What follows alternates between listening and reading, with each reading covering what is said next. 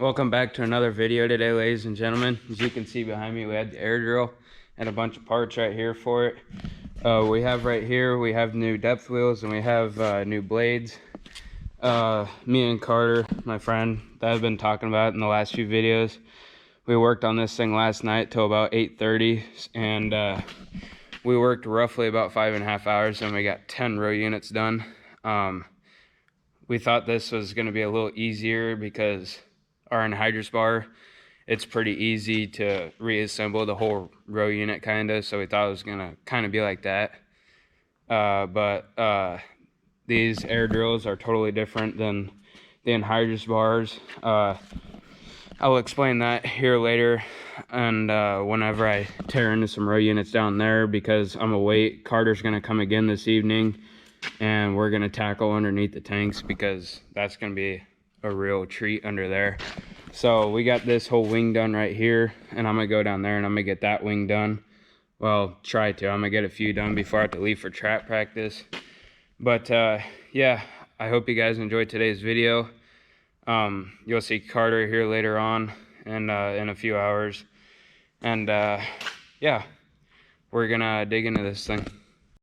All right, now that I got a good majority of my tools here, I'm gonna go ahead and dig into this row unit and show you guys how to assemble and reassemble this row unit by yourself. All right, so here obviously you're going to want to start with the depth wheel. This is a 24mm bolt here, 24mm socket. I'm gonna go ahead and buzz this off real quick. But you kind of want to be careful because there's a bunch of spacers inside there. I think I heard one hit the floor there. You're going to want to make sure you keep all those spacers because that's what keeps the depth wheel slightly away from the blade. That way the depth wheel can turn nicely.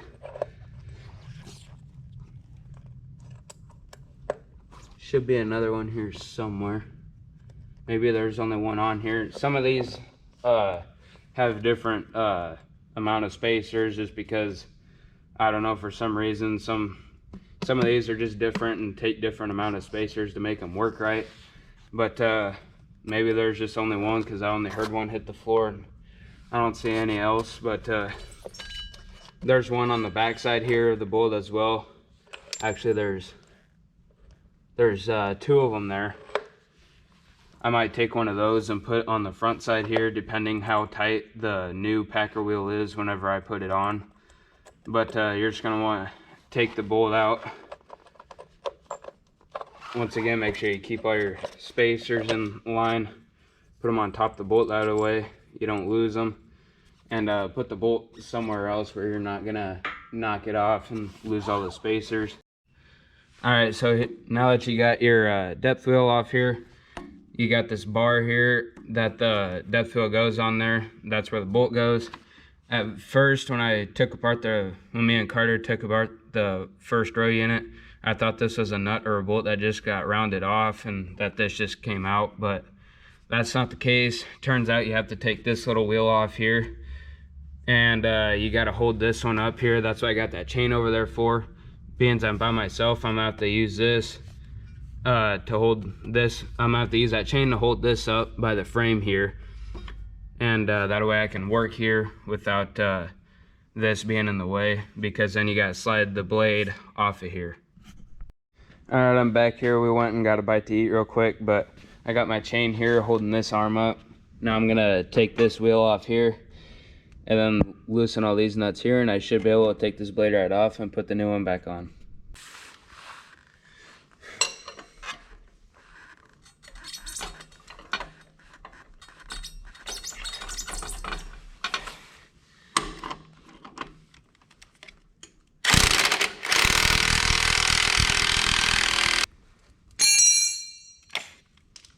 Alright, what bushings went where?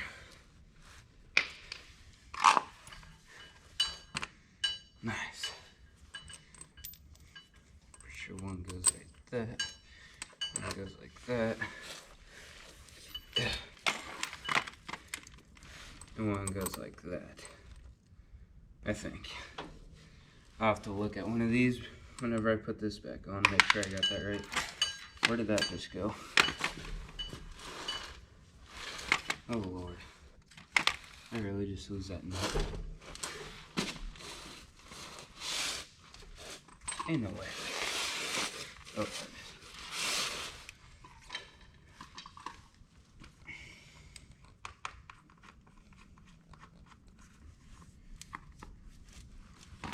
Alright, now that I got that off, we're gonna change socket, slide over here. Another thing you're gonna wanna do is take your depth adjuster here and take it down to 2. Man, that one's stiff. But anyway, you wanna go down 2 from the bottom, because then this, I think it lowers it probably, or higher it, I don't remember, but it gives you the right adjustment. That way this slides off perfectly, because if you don't do that, you're still gonna hit your blade into this, and then you'll sit there and wonder why it won't come off. Sometimes they're a little stiff and don't want to move. You just gotta take your ratchet and beat them a little bit and they'll go back.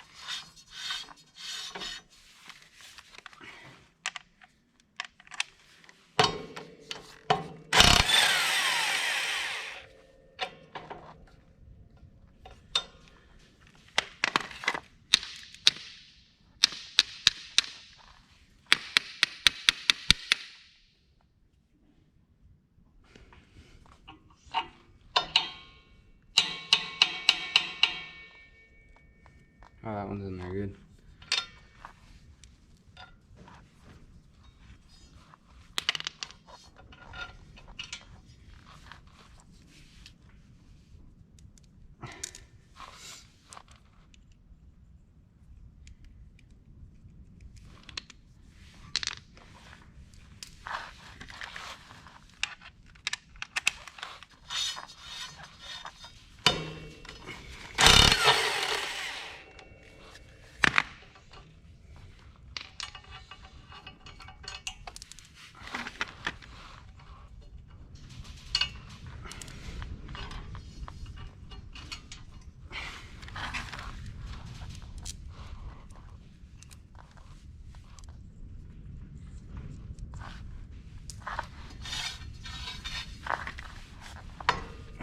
Guess you need a socket, huh?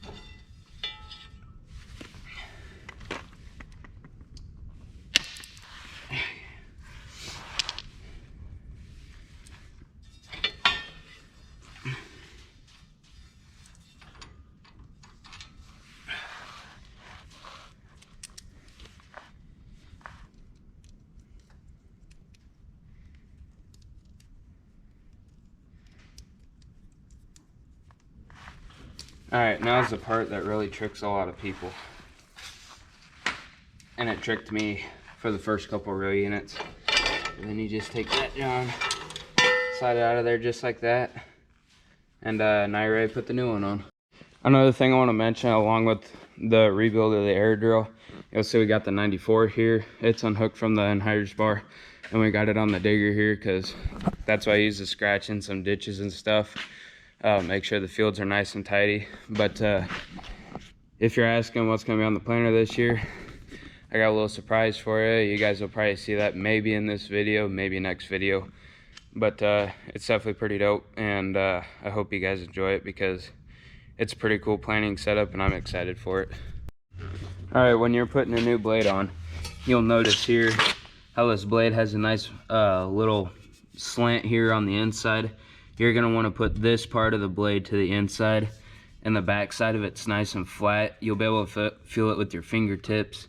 I don't know if you guys can really see that on camera right there, but this part goes to the inside, flat part goes to the outside.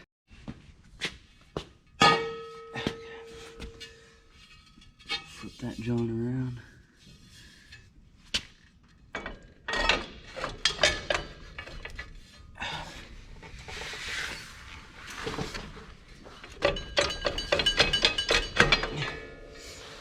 It'll get a little stuck on like right here and stuff, but you just gotta wrestle it on there and you'll get it slid on there. Then you just gotta match up the holes for the bolts and you're ready to go.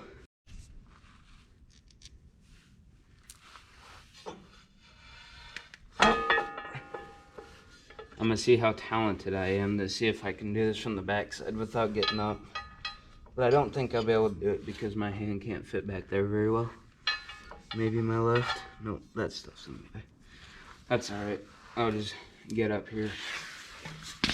Once I get the first bolt tight, then it'll be flying colors, but until you get that one, it can be a pain a little bit. Alright, there we go.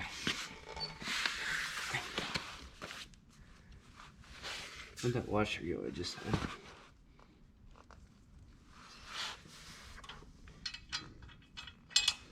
Damn it.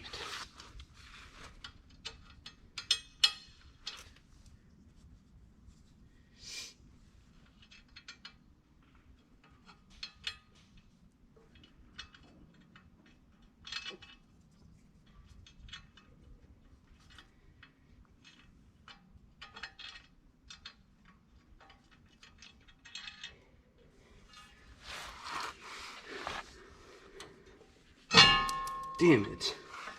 Don't do that. Otherwise you're just gonna cause yourself a lot of stress. And you might not have to sit on the ground. You might have to get up and get on your feet and get inside there for the first one.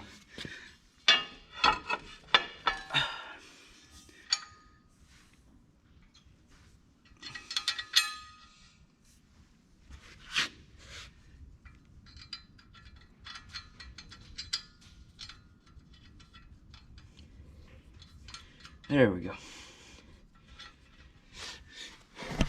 Also, another thing is you probably don't want to use that because that thing's got a lot of power, and yesterday me and Carter twisted a bolt off because it just kept spinning, and these bolts, these little tiny bolts, are no match for that thing.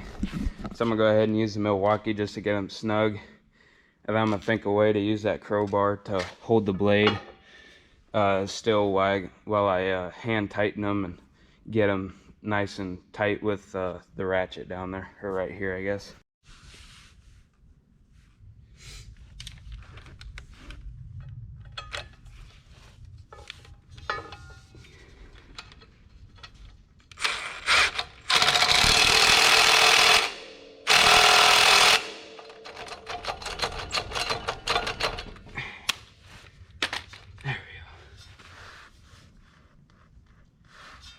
And if you see these bolts, they got little squares right there, and on the back side, whenever you get tight, you're gonna want to make sure that's nice and flush. That way you don't have the bolt sticking partly out, because then it'll just break that much easier.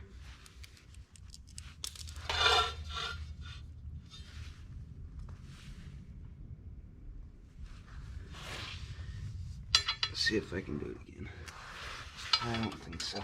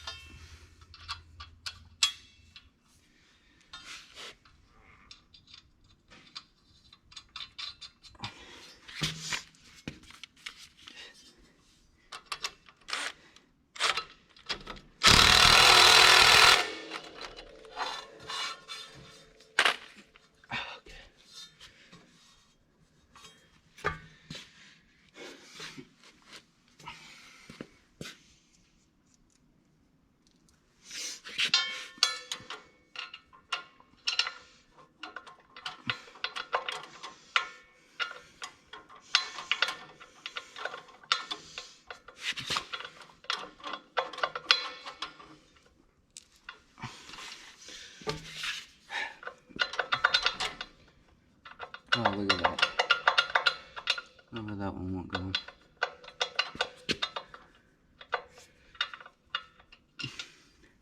Sometimes if the bolt doesn't want to go in the direct hole, I guess this is the first time I've ran into this problem, but just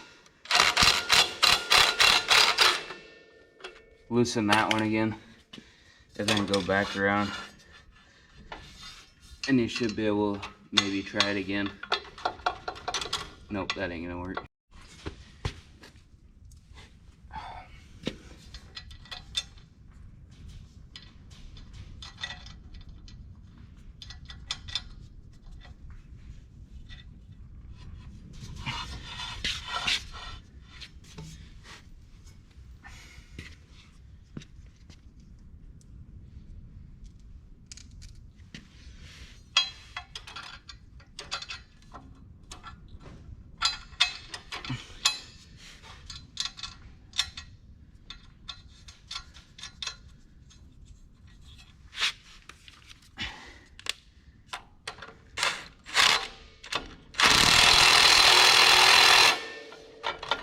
And then once you get all four in, just go around and tighten them all.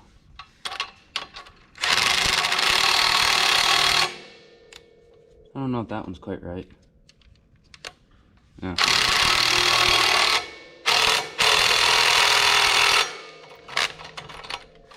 I thought righty-tighty just went righty-loosey for a second, but I think it's alright. Yep, it ain't moving. Okay, on to the next.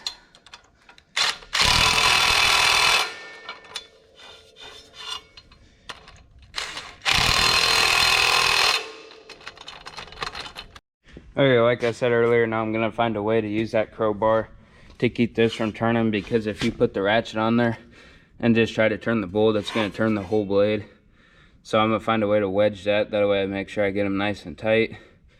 And then I'm going to put that little black wheel back on and go get a new depth wheel from over there at that pilot over there.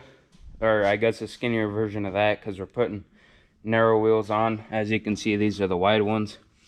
And after I get those two things on, this running unit will be done, and you move on to the next one.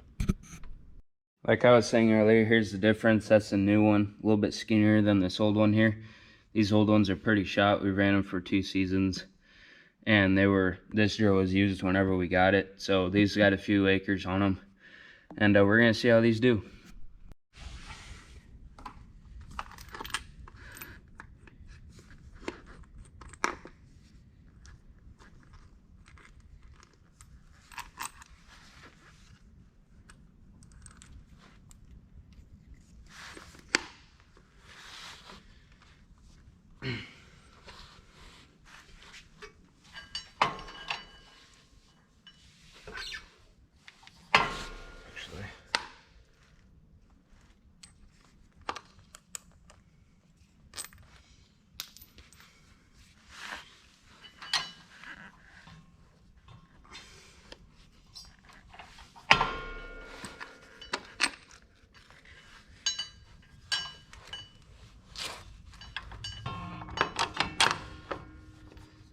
Just like so.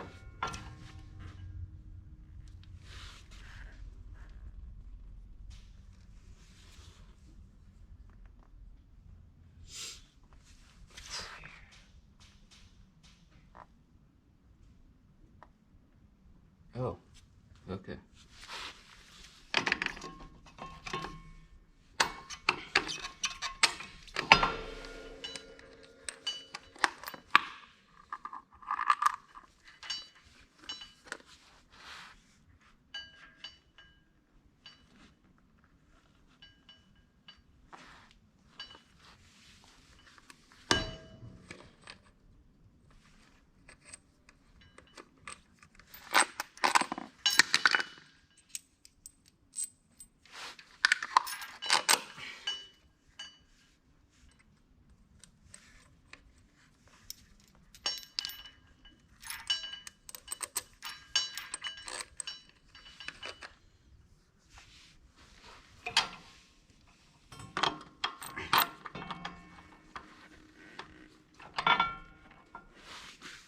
Okay, where'd that nut go?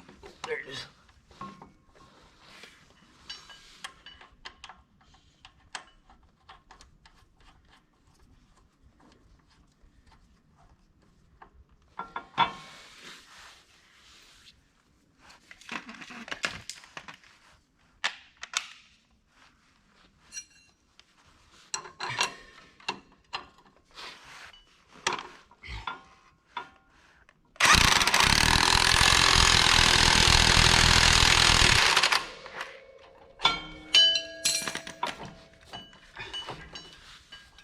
Okay, beautiful.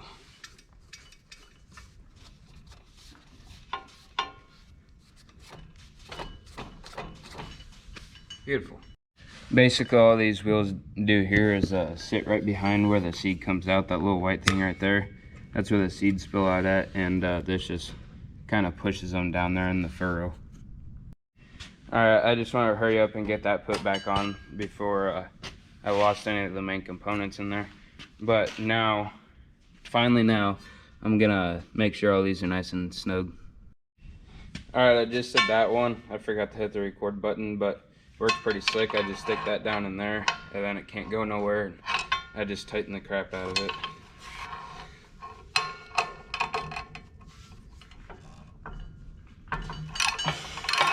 Sometimes the socket gets stuck on there, so whack it a couple times and it comes right off.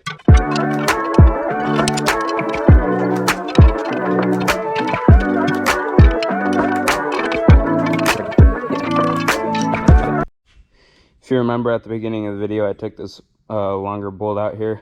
It's got 3 of these tiny little spacers here. 2 of them are going to go a certain way, and 1's going to stay by the bolt head. Alright, I got my wheel here. This is the outside of the wheel. I'm going to take 1 of these, I'm going to take 2 of these spacers here. I'm going to slide those off and just leave 1. Put it in here. Flip this bad boy around. And put 2 on this side, and you're ready to go. You just kind of got to look down the side here, find that hole where the bolt goes, get it started in there, make sure it don't come off, and you're off to the races.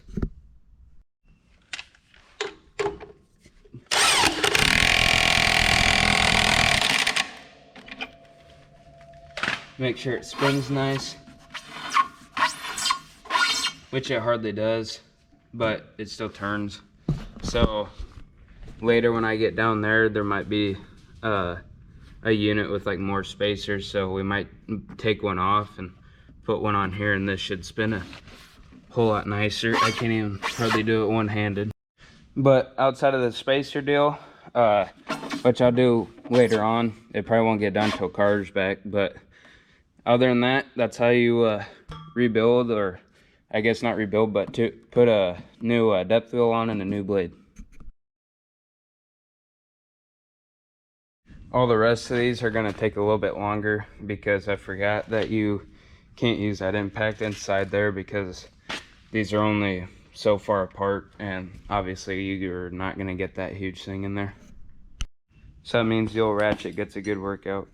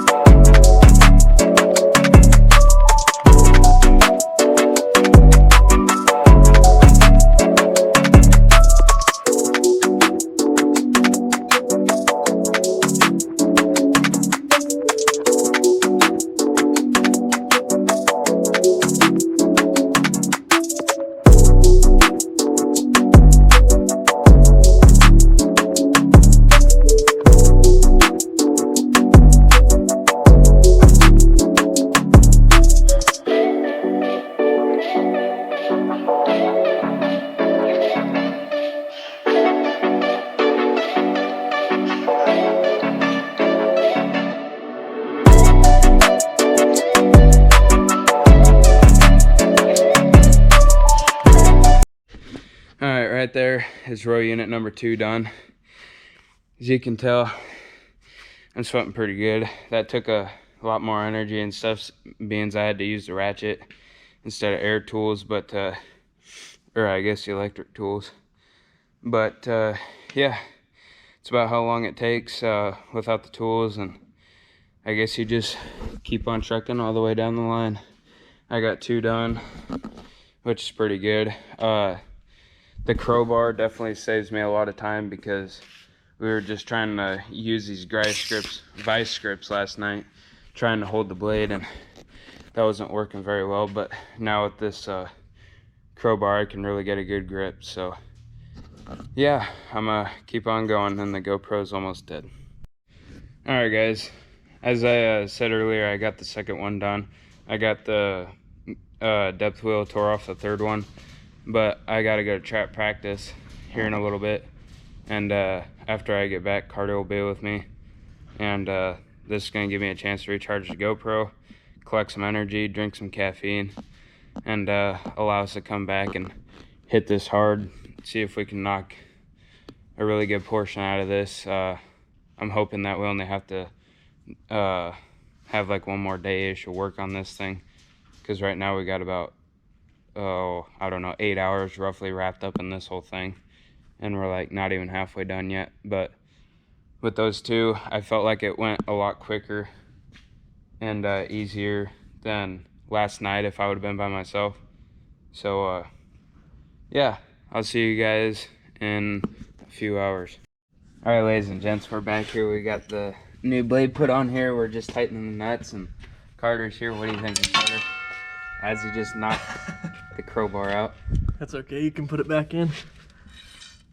Yeah, I typically do all the work around here. Oh, whatever. It says the one's sitting on the cedar right now. Here, grab that.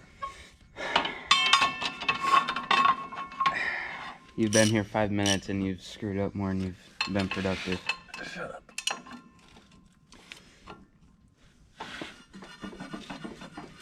You get it there, Captain? Yep.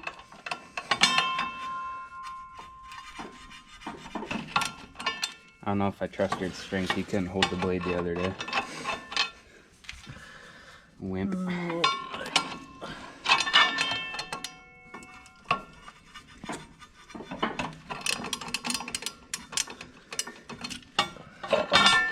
A wedge. Okay. There we go. We're being efficient today. Ow, Jesus. We're also running on enough caffeine to kill a horse. But he's got a monster sitting over there by them old Starfire globes that nobody can use anymore. But I think you guys get the gist of putting together a roadie unit, so we're gonna head to it to time lapse.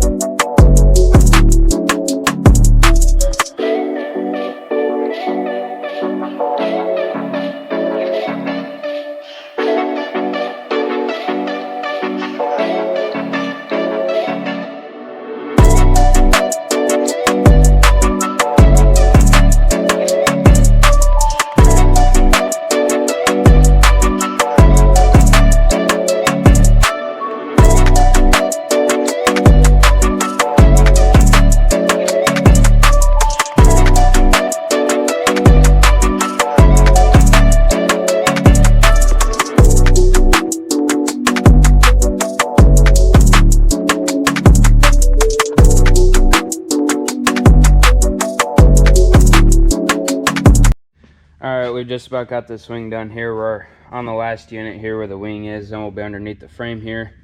But I'd say we've been a little bit more efficient this time. What do you think? Yeah, a lot quicker. Yeah. We've done about, what would you say, 8 units? Yeah, 8, 9. We've probably done 8 or 9 units in roughly an hour and a half. And yesterday we did 8 or 9 units. No, it was 10 units in 5 hours. So we got the swing done here. Now Carter's gonna take this apart and put one of these rings in here. Since that depth wheel was a little tight, these are the little spacer rings that just go in there to give it more of a gap. That way it spins freely like that. So we're also gonna start planting corn tomorrow. So I'm gonna see if I can get the drone figured out, see if I can get footage off of there and stuff. And I'll see y'all tomorrow because we still gotta do that center part. That means he'll be back tomorrow. And yeah, we'll catch y'all tomorrow. I told y'all I'd show you the corn planting rig today in this video, but, well, actually, you guys will see it in this video, but I'm gonna wait till tomorrow because that's when we'll actually be planting. So you guys will see it then. Alright guys, it's the next day here, and I just came home from school not too long ago, but Dad, he's down there, he's rolling, and Brennan Roth from Platte Valley, we use him for like all the technology stuff. He's really good with it, gets us all dialed in with everything, but he's out here helping us, making sure that planter's right in line, everything's going smooth. But I see Dad right down here, he planted about 18 acres so far, and it's about 3 o'clock. Carter will be back out here in a little bit. We're gonna finish the air drill. We still have 12 units left to do, but I'm gonna just go ahead and wait for him to get here. And I'm gonna sit down here and I'm gonna watch Dad. Maybe, just maybe, if everything's going good, he might let me make some rows.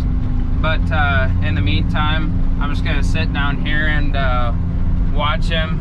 And there will be some drone clips in here for you guys.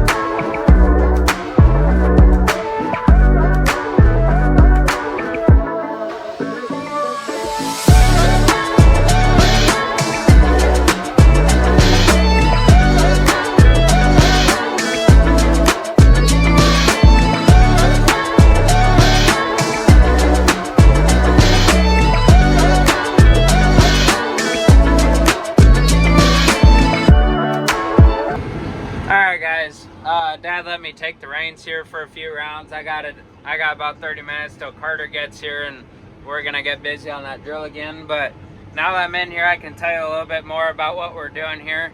We're running about 250 on our down pressure right now. Sometimes we're running 3, depends on the ground though. And I guess here's the planter behind us. This is a 24-row planter, and right now we're planting, let's see here, we're planting right at about 28,500 population. So yeah, I'm running about 5.6 miles an hour, and we're just in here having fun. Tell you what, that's a pretty nice rig, but my time's over for planting right now because Carter just came down the road. So that means we're gonna go tearing a drill, get that done, get them 12 units out of the way, and we're gonna try and hurry up and really get it done. That way Carter can come out and see the planter and stuff, because I can only imagine that me and him will be doing that by ourselves one day. One thing about a young kid like me, a 24-row planter is pretty average size for most farms, I think, in my opinion. A 16-row and a 24 row are pretty common. But